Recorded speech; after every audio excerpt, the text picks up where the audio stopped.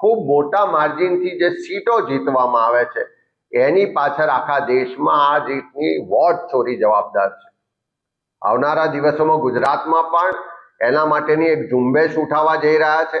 એક એક બૂથ પર એક એક મતદારના ઘેર જઈ અને એની ચકાસણી પણ કોંગ્રેસના કાર્યકરો કરશે.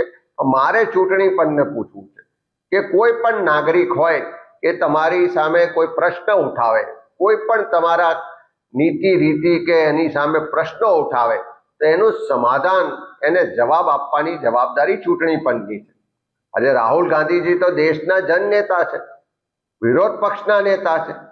કોંગ્રેસ પાર્ટીના એક જવાબદાર સર્વોચ્ચ નેતૃત્વ જ્યારે સવાલ ઉઠાવતું હોય તો એને સમાધાન કરવાને બદલે, એની પૂરતી માહિતીને પુરાવા આપવાને બદલે આજે એમને એમ કહેવામાં આવે કે એફિડેવિટ કરો, એમને નોટિસો પાઠવવામાં આવે.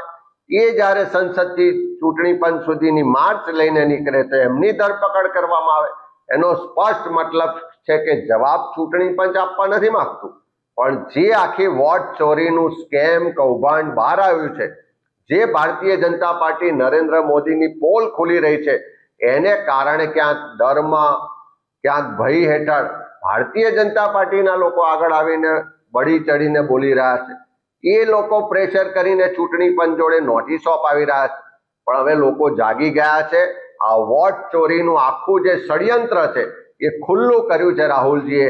આજે દેશનો એક એક નાગરિક રાહુલજીના રાહ પર ચાલીને વોટ ચોરીના આખા ષડયંત્રને ખુલ્લો પાડવા માટે કટિબદ્ધ છે.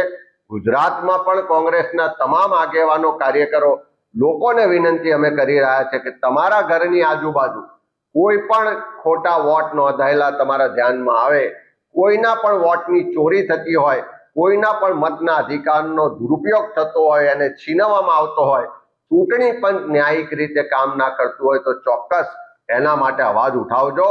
અમે બધા તૈયાર છીએ તમારા માટે. આવનારા દિવસોમાં આપણે સડકથી લઈને સંસદ સુધી આ વોટ ચોરીના આખા ષડયંત્રને ખુલ્લું પાડીશું.